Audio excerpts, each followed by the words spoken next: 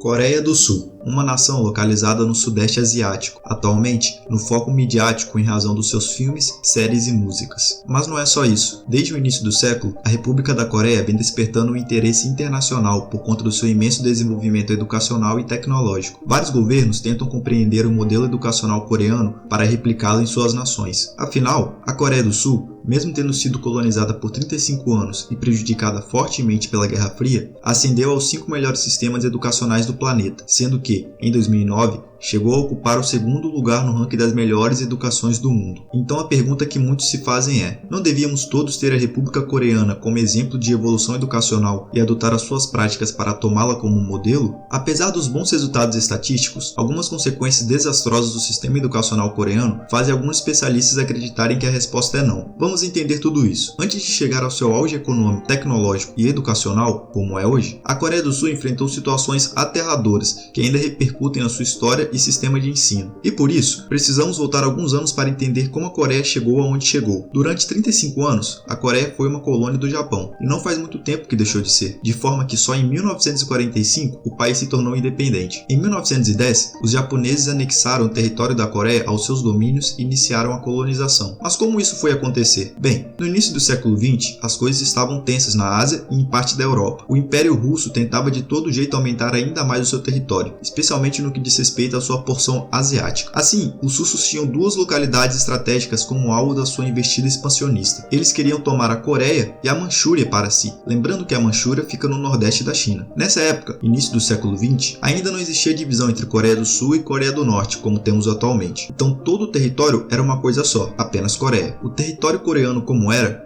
fazia divisa com a Rússia e a China, além de estar muito próximo do Japão. Portanto, a sua posição estratégica era valiosa para o Império Russo. O Japão não ficou parado e movimentou as suas forças armadas. Deu-se, então, início à chamada Guerra Russo-Japonesa, que começou em 1904 e terminou em 1905, com os japoneses sendo vencedores. Foi a primeira vitória de um país oriental sobre o Império Europeu. Com a vitória, o Japão fez da Coreia um protetorado e, mais tarde, em 1910, a anexou em seus domínios e fez dela sua colônia, até 1945, ano em que os japoneses perderam a Segunda Guerra Mundial e foram despedaçados, ao ponto de não terem mais como manter a colônia. A educação coreana foi de suma importância para a retomada da independência da República da Coreia. Em 1908, 2 anos antes de serem tidos como colônia japonesa, existiam 5.000 escolas profissionalizantes na Coreia, com aproximadamente 200.000 alunos matriculados. Em sua maioria, as escolas eram particulares e destinadas à elite. Dessas instituições de ensino, 796 foram estabelecidas por missionários cristãos, e várias outras por pessoas desvinculadas da igreja, mas permeadas pelo pensamento ocidental, uma vez que, durante o século XIX, o rei Kojong, da Coreia, permitiu a chegada de muitos estrangeiros conhecedores da medicina moderna e das artes liberais. Dessa forma, os ideais democráticos e a importância dos indivíduos, preceitos assimilados pela educação coreana em contato com a educação ocidental, serviram de catalisador para o movimento de independência da Coreia. A educação fornecida pelos japoneses era considerada inadequada e corruptora. Afinal, o Japão não queria colonos muito bem instruídos, somente o necessário para satisfazer as necessidades do colonizador. Apesar de tudo isso, durante a primeira década de colonização, o número de escolas particulares começou a crescer, produzindo uma nova classe de elite pensadora coreana, que possuía a crença tradicional de que os líderes de uma sociedade devem ser aqueles mais bem educados academicamente. A partir desse pensamento disseminado entre as pessoas, a educação passou a ser vista pelos coreanos como um meio de ascensão social. Novos campos, além dos clássicos confucionistas, se tornaram importantes, como a medicina, matemática, geografia e línguas estrangeiras. Mas então a coisa toda desandou. O Japão tomou conhecimento de que esses pensamentos estavam ganhando muita relevância entre os coreanos e tinham origem nas escolas particulares existentes na colônia. Assim, em meados de 1919, tendo ciência da nutrição do pensamento nacionalista das escolas particulares, o governo geral japonês começou a controlá-las e fechou muitas delas. Em outras palavras, foi aí que a educação coreana foi extremamente desmantelada e precarizada. Feito isso, os japoneses estabeleceram novas escolas que favorecessem a sua administração cultural na Coreia. A mais significativa foi a Universidade Imperial de Gyeongsong, que hoje é a Universidade Nacional de Seul, na capital da Coreia, fundada em 1924. Na Universidade Imperial de Gyeongsong, mais de 2/3 dos alunos eram japoneses. Em 1935, por exemplo, 68% a 70% dos alunos dessa universidade eram japoneses. Além disso, as escolas secundárias fornecidas pelos japoneses aos coreanos enfatizavam o treinamento de habilidades subalternas. A maioria das escolas de meninos tinha terrenos adjacentes para a prática agrícola e a costura e o bordado ocupavam grande parte do currículo das meninas. Portanto, embora os coreanos quisessem uma educação que os instruísse devidamente, Resumidamente, eles não tinham condições de desafiar o imperialismo japonês, e assim foi durante o período colonial da Coreia. Os problemas na Coreia não terminaram com a sua independência. Ao fim da Segunda Guerra Mundial, os países aliados venceram os países do eixo, de forma que as seguintes nações foram tidas como vencedoras da guerra: Reino Unido, França, União Soviética e Estados Unidos. O Japão tinha sido um dos inimigos, mas com sua derrota, o que os vencedores decidiriam sobre os territórios que eram dominados pelos japoneses. No caso da Coreia, a sua região norte, que fazia fronteira com a União Soviética, contava com a presença de forças ocupacionais soviéticas. Já a região sul contava com a presença de forças ocupacionais estadunidenses. Desse jeito, a Coreia foi artificialmente dividida. Entretanto, teoricamente, ainda era uma coisa só. Para superar a influência japonesa na educação coreana, de 1945 a 1948, a ocupação militar norte-americana empreendeu uma revisão drástica da estrutura educacional básica e dos currículos, usando o sistema americano e a ideologia democrática como modelo. O principal objetivo era alcançar a igualdade de oportunidades educacionais para todos. Todavia, em paralelo às medidas educacionais, a Guerra Fria, protagonizada pelos Estados Unidos e pela União Soviética, ia se inflamando. A Guerra Fria durou de 1947 a 1991 e pode ser vista como uma tensão geopolítica que viria a decidir qual modelo econômico prevaleceria: socialismo ou capitalismo. Como o norte da Coreia era ocupada pela União Soviética, uma nação socialista, e o sul pelos Estados Unidos, uma nação capitalista, o estouro de um conflito era questão de tempo, e foi o que aconteceu. Em 1950, forças armadas norte-coreanas invadiram o Paralelo 38, que é uma linha imaginária que divide artificialmente a Coreia em norte e sul. A investida norte-americana tinha o apoio da União Soviética e da China, enquanto que os sul-coreanos foram ajudados pelos estadunidenses para se defenderem. Dessa forma ocorreu a conhecida Guerra das Coreias, que foi de 1950 a 1953, e culminou na morte de aproximadamente 2,5 milhões de pessoas. Em 1953, o norte e o sul da Coreia entraram em acordo, que dividiu a nação em Coreia do Sul e Coreia do Norte, de modo que o Paralelo 38 se tornou, oficialmente, a linha imaginária separatista entre os dois países. Claro, uma nação em guerra não tem como focar em sua educação, e, infelizmente, a Guerra das Coreias, provocada principalmente pela Guerra Fria, estagnou o sistema de ensino nacional, que já não era bom por causa do período colonial japonês. Mas agora a Guerra das Coreias tinha acabado e, com seu fim, os sul-coreanos partiram para uma grande recuperação econômica, tecnológica e educacional. A expansão explosiva da educação sul-coreana em todos os níveis, em menos de 50 anos, produziu mudanças drásticas tanto na quantidade quanto na qualidade da educação. Se antes da Guerra das Coreias o objetivo era tornar a educação acessível a todos, após ela, a aspiração passou a ser produzir futuros cidadãos esclarecidos e eficientes, que contribuíssem para o bem-estar social e a reconstrução nacional. Então qual é o segredo? Como a Coreia do Sul, em 50 anos, saiu de um sistema educacional defasado e extremamente limitado para um país referência internacional em educação e desenvolvimento. Para responder a essas indagações, precisamos ir atrás dos fatos, ou seja, precisamos elencar o que a Coreia do Sul fez na prática para impulsionar a sua educação. De acordo com o Banco Mundial, até 40 anos atrás, os brasileiros possuíam um PIB per capita superior aos dos coreanos. Porém, atualmente, a realidade é bem diferente, de forma que um cidadão coreano ganha, em média, 3 vezes mais do que um brasileiro. E, segundo estudiosos, isso é explicado principalmente pela revolução educacional posta em prática pela República Coreana. Vamos aos dados. Conforme informações da OCDE, Organização para a Cooperação e Desenvolvimento Econômico, a Coreia do Sul gasta, no ensino básico, o valor de 9,3 mil dólares por aluno ao ano. Essa quantia é quase 3 vezes superior ao investido pelo Brasil em seus alunos. Além disso, as escolas primárias e secundárias são gratuitas na Coreia do Sul. Contudo, ao contrário dos níveis anteriores de escolaridade, o ensino médio não é gratuito na Coreia. Por não ser gratuito, os cidadãos sul-coreanos não são obrigados a cursar o ensino médio. Assim, na República da Coreia, o ensino médio tem 80% do seu orçamento subsidiado pelo Ministério da Educação, Ciência e Tecnologia. Entretanto, os 20% restantes são arrecadados por meio de anuidades pagas pelos pais dos alunos. A mesma coisa acontece no ensino superior, de modo que todas as universidades cobram anuidades, mesmo que sejam públicas. Para que o aluno ingresse no ensino médio ou no ensino superior, ele deve passar por exames de admissão, entrevistas e recomendações dos professores. No caso específico do ensino médio, em torno de 60% das escolas selecionam os alunos através de sorteio, mas as melhores optam pela realização de exames de admissão. A Coreia do Sul organizou as suas escolas da seguinte maneira: primeiro o aluno entra no ensino primário, posteriormente vai para o secundário. Depois, os que quiserem e estiverem dispostos a pagar anuidades podem ir para o ensino médio e em seguida ingressar numa universidade. Mas para todos esses níveis de educação alcançarem índices de excelência, a República da Coreia traçou algumas estratégias. Primeiro ponto importante: o país focou em investir e universalizar o ensino primário, para só depois voltar a atenção para o investimento e desenvolvimento dos outros níveis. Os investimentos em todos os níveis passam pela preparação dos professores, que são altamente qualificados e possuem grandes salários atuando na educação básica. Além disso, disso, esses profissionais possuem plano de carreira dentro das instituições, em regime de exclusividade. A diferença de instrução entre os professores do ensino básico e do ensino superior é imperceptível, de forma que os coreanos, em muitas ocasiões, defendem que os professores da educação básica são até melhores do que os das universidades. Então, recebendo generosos salários e possuindo uma alta capacitação, a profissão de professor é tida como um símbolo de enorme prestígio no meio social sul-coreano. Segundo Paul Morris, professor do Instituto de Educação da Universidade de Londres, na sociedade coreana, os professores são vistos pelas autoridades como cruciais para o projeto nacional, e eles não costumam ser criticados publicamente. O alto grau de capacitação é o foco geral da Coreia do Sul, já que a sua geografia é desfavorável. Isto é, de acordo com Kim Mi-suk, pesquisador do Instituto Coreano por Saúde e Assuntos Sociais, os coreanos habitam um território com recursos naturais escassos, de sorte que o único recurso abundante que tem é o ser humano. Portanto, daí vem a necessidade de que todos estejam equipados com uma instrução de excelência. Segundo ponto importante, as famílias coreanas compreenderam o papel de importância da educação no desenvolvimento social dos seus filhos e do seu país. Na República da Coreia, há um grande envolvimento entre as escolas e instituições de ensino com a sociedade, de modo que as famílias participam ativamente e diretamente da administração escolar. As famílias conhecem e ajudam no processo de gestão da educação oferecida aos seus filhos, o que repercute numa constante exigência de que o melhor ensino seja ofertado às próximas gerações. Como se percebe, a sociedade acaba se tornando a maior incentivadora para que os jovens se comprometam com a educação e explorem toda a sua capacidade. Para se ter ideia do zelo das famílias coreanas pela educação de seus filhos e a cobrança constante, mesmo com a educação a partir do ensino médio não sendo obrigatória, 93% dos jovens sul-coreanos entre 15 e 17 anos concluíram o ensino médio no tempo certo em 2014. Esse número é absurdo. Para se ter ideia, no mesmo ano, apenas 19% dos jovens brasileiros entre 15 e 17 anos concluíram o ensino médio no tempo correto. Esses números acabam tendo consequências no ensino superior, que proporciona a alta capacitação profissional. Por exemplo, em 2011, na Coreia do Sul, 82% dos jovens sul-coreanos estavam matriculados em universidades, ao passo que, no mesmo ano, no Brasil, apenas 18% dos jovens possuíam matrícula em uma instituição de ensino superior. Terceiro ponto importante, as escolas sul-coreanas passam por avaliações anuais, realizadas por grupos desvinculados das instituições de ensino. Esses grupos são formados pelas secretarias estaduais de educação. Mas para que serve essa avaliação anual? Vejam, esse processo avaliativo não tem cunho punitivo, muito pelo contrário. O objetivo primordial é premiar os professores e as escolas que apresentem os melhores desempenhos. Assim, as escolas e professores que se saem melhor são recompensados pelo governo, recebendo um bônus do Ministério da Educação sul-coreano. Mas e quanto às escolas e professores que não se saem bem na avaliação anual? Nesse caso, essas instituições e profissionais receberão um aconselhamento administrativo que, com base nos critérios de avaliação, apontará os pontos exatos que precisam ser melhorados e aprimorados. Quarto ponto importante, quanto aos professores, mais especificamente, além da avaliação anual realizada por grupos desvinculados das instituições de ensino, existe uma avaliação realizada pelos diretores das escolas. Essa avaliação também não tem teor punitivo, mas diferente da anterior, não possui autonomia para oferecer recompensas, como o Ministério da Educação sul-coreano. Todavia, aos professores bem avaliados, os diretores podem proporcionar incentivos à melhoria. Isso pode ser feito, por exemplo, dando ao professor o título de professor-mestre, o que leva a um aumento salarial do profissional e oportunidades de estudos no estrangeiro. Quinto ponto importante, o sistema educacional sul-coreano é altamente voltado à realização de testes e exames. De modo geral, as escolas primárias, as secundárias, as de nível médio e as universidades frequentadas pelos alunos possuem grande influência nas futuras oportunidades de carreira. Essa é uma das principais razões pelas quais os alunos, mesmo do ensino primário, secundário e médio, já recebem aulas de reforço e vão para escolas particulares. Como o sistema de educação da Coreia do Sul é visto como um dos mais rigorosos e competitivos do mundo, acabou se criando lá a maior oferta de cursinhos e aulas particulares do mundo. E, uma vez tendo uma educação orientada à realização de vários exames, o país também acaba deixando seus jovens preparados para fazerem as provas internacionais que ranqueiam os melhores ensinos do planeta. Condensando todos os pontos importantes tratados até agora, a Coreia conseguiu que 70% das pessoas entre 24 e 35 anos concluísse algum tipo de educação além do ensino médio. Isso pode significar um diploma universitário ou superior na universidade, concluir um programa mais curto em um politécnico ou algo equivalente. O padrão de educação coreana é realmente alto e as escolas públicas e privadas oferecem uma ótima qualidade de ensino. De acordo com o PISA, Programa Internacional de Avaliação de Alunos, a Coreia figura há quase 2 décadas no top 7 dos seus rankings. O PISA utiliza uma metodologia internacional que avalia os sistemas de ensino em todo o mundo, medindo o nível educacional de jovens por meio de provas de leitura, matemática e ciências. Participam do exame alunos de 15 anos de idade matriculados a partir da 7ª série do ensino fundamental até o 3º ano do ensino médio. O exame é realizado a cada 3 anos pela OCDE, Organização para a Cooperação e Desenvolvimento Econômico. Antes de expor os resultados, resultados, é importante dizer que, nos rankings, a China não é avaliada em sua totalidade, mas tão somente algumas localidades desse país participam do exame, de forma que é impossível saber, de verdade, como a China se sairia nos exames se todo o país realizasse o teste. Portanto, para efeitos de classificação geral, o PISA ranqueia os distritos chineses que fizeram o teste, mas os especialistas em educação ao redor do mundo os desconsideram para fins de ranqueamento das demais nações. Assim, nos testes do PISA, o desempenho da Coreia do Sul foi o seguinte: em 2009, ocupou o primeiro lugar no ranking das melhores educações do mundo. Em 2012, ficou em segundo lugar. Em 2015, ficou em sétimo lugar. E em 2018, data de realização do último teste, ficou em quinto lugar. Quer dizer então que a educação coreana realmente é um modelo estável de ensino que precisa ser replicado pelas nações que almejam desenvolver seus sistemas educacionais? Aí é que precisamos ter muito cuidado. O sistema educacional sul-coreano vem sendo alvo de duras críticas por alguns especialistas em educação. Aliás, o próprio governo da Coreia do Sul admitiu algumas consequências negativas graves do seu modelo educacional e diz já estar se movimentando para amenizá-las. Mas afinal, quais problemas gravíssimos são esses? Primeiramente, existe uma evidente desigualdade educacional na Coreia do Sul. É bem verdade que a desigualdade educacional existe em todo o mundo. No entanto, é altamente problemática entre os sul-coreanos. O sistema educacional sul-coreano coloca muito peso nas pontuações dos testes padronizados. É através desses testes que o aluno é admitido nas melhores escolas de ensino médio, bem como nas melhores universidades. Os pais sul-coreanos são forçados a gastar uma quantia enorme de dinheiro para educar seus filhos e mantê-los competitivos. Boa parte do problema está no seguinte: apesar da República da Coreia ter várias instituições de ensino superior, somente 3 universidades podem, em regra, te garantir as melhores oportunidades. São elas: a Universidade Nacional de Seul, a Universidade da Coreia e a Universidade Yonsei. Juntas, elas são conhecidas como as Universidades Sky. Apenas um em cada 100 alunos da Coreia irá para uma dessas 3 instituições de ensino superior. Se você se formar em uma dessas universidades, não terá problemas para encontrar um emprego. Além disso, terá um status privilegiado, que será com você para sempre. A maioria dos funcionários do governo, CEOs de empresas e celebridades coreanas se formaram em uma das universidades Sky. O custo do ensino superior sul-coreano não é tão caro quando comparado aos valores praticados nos Estados Unidos e no Reino Unido. Na Coreia do Sul, um diploma de bacharel custará cerca de $20 mil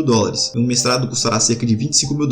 Além disso, existem maneiras de obter-se bolsas de estudo para ir à universidade. Entretanto, o grande desafio é conseguir superar a concorrência e ser admitido em meio a exames tão difíceis. Para conseguir a tão sonhada vaga em uma das instituições Sky, os pais precisam gastar muito dinheiro desde que o seu filho ainda está nas primeiras séries da escola. A família média na Coreia do Sul gasta 350 mil won, que corresponde a $310 por mês, em educação particular nos cursinhos preparatórios, chamados de Hagwons, além de gastos com aulas particulares. Isso significa que uma família média sul-coreana gasta mais de $3 mil por ano em ensino particular com cada filho. Muitas crianças na Coreia começam a ter aulas particulares a partir dos 6 anos de idade. Então, os 12 anos de educação particular custarão ao pai médio na Coreia mais de $36 mil.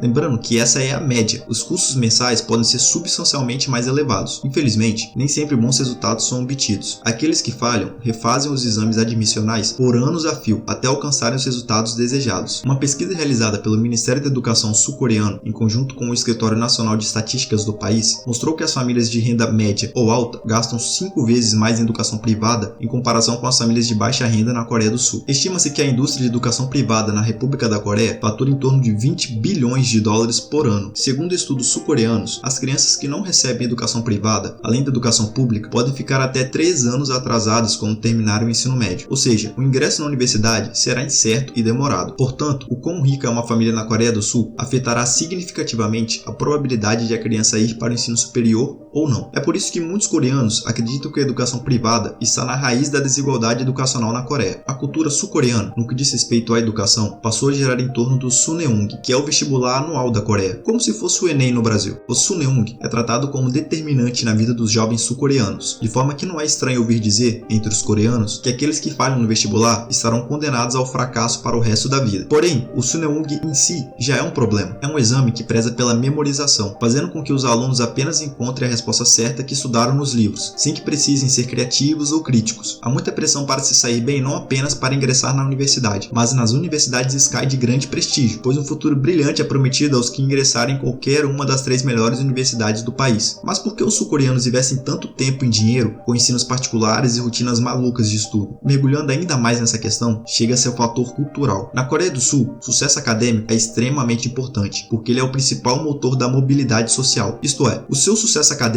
na consciência sul-coreana é determinante para a sua ascensão ao topo da pirâmide social ou a sua permanência entre os que estão na base dela. Mesmo após o término das aulas regulares na escola, os alunos sul-coreanos sul-coreanos devem ficar na instituição de ensino para cumprir horas obrigatórias de estudo e revisão independente. Não só isso, como já mencionado, os estudantes frequentam cursinhos e, portanto, completam a lição de casa quando chegam em sua moradia tarde da noite. Essa rotina insana deixa os sul-coreanos sem tempo adequado para dormir, se exercitar ou passar tempo com a família e os amigos. O problema é que tamanha competitividade e pressão sobre os jovens para que entreguem resultados próximos à perfeição traz consigo efeitos de longo prazo que prejudicarão intensamente as suas vidas. Um dos efeitos é a atual crise de desemprego juvenil sul-coreano. 27% dos jovens entre 15 e 29 anos permanecem desempregados. Esse grande problema de supereducação e subemprego é amplamente devido à hiperfixação da Coreia do Sul por notas, empregando majoritariamente apenas os formandos egressos das universidades SKY. O desemprego juvenil também se dá em razão da superproteção de empregos de alto nível e fervor educacional, que produziram uma enxurrada de pessoas querendo apenas aquele pequeno número de empregos de alto nível. Ou seja, o desequilíbrio entre oferta e demanda no mercado cria uma séria situação de gargalo. Ainda que todas essas situações alarmantes existam, há um outro problema bem maior. Os períodos que antecedem e sucedem os testes, principalmente do Suneung, são marcados pelo aumento do número de jovens sul-coreanos que tiram a própria vida diante da pressão vinda de todos os lados, inclusive deles mesmos. Muitos adolescentes sul-coreanos não recebem o apoio emocional necessário da família e amigos durante os exames que precisam reiteradamente fazer. Em vez disso, eles são tratados como máquinas de estudo e seus amigos são considerados rivais. Quando os alunos coreanos ficam aquém das altas expectativas de seus pais, eles se culpam. Ceifar a própria vida é a principal causa de morte entre os adolescentes sul-coreanos. São 13 casos a cada 100 mil pessoas. Em 10 anos, a taxa de pessoas que fizeram isso na Coreia do Sul dobrou de 14,1 por 100 mil coreanos no ano de 2000 para 31,2 no ano de 2010. Especialistas apontam que não há dúvida de que o sistema educacional na Coreia desempenhou um papel significativo nesses números desagradavelmente altos. De acordo com um serviço de estatísticas da República da Coreia, a faixa etária do país que mais experimenta impulsos para dar um fim à própria vida é a de adolescentes, entre 13 e 19 anos. E as principais razões para esses impulsos são relacionados ao mundo acadêmico. Utilizando 34 países como base, a Organização para a Cooperação e Desenvolvimento Econômico fez um levantamento para aferir o índice de felicidade das populações dessas nações. A Coreia do Sul teve um dos piores resultados, ficou em 32º lugar. Pois bem, depois de passar por todos os pontos cruciais, conclui-se que o sistema educacional sul-coreano não deve ser replicado cegamente por outras nações. É preciso ter muito cuidado. Bons índices econômicos, tecnológicos e educacionais precisam estar alinhados com o bem-estar social, e eu acredito que esse seja um dos grandes desafios da nossa geração, isto é, aliar competitividade, desenvolvimento, desempenho e bem-estar. É isso, galera. Agradeço por ter assistido o vídeo até aqui, e se gostaram, deixem um like, comentem, compartilhem e se inscrevam no canal. Teremos vídeo toda semana, então até o próximo.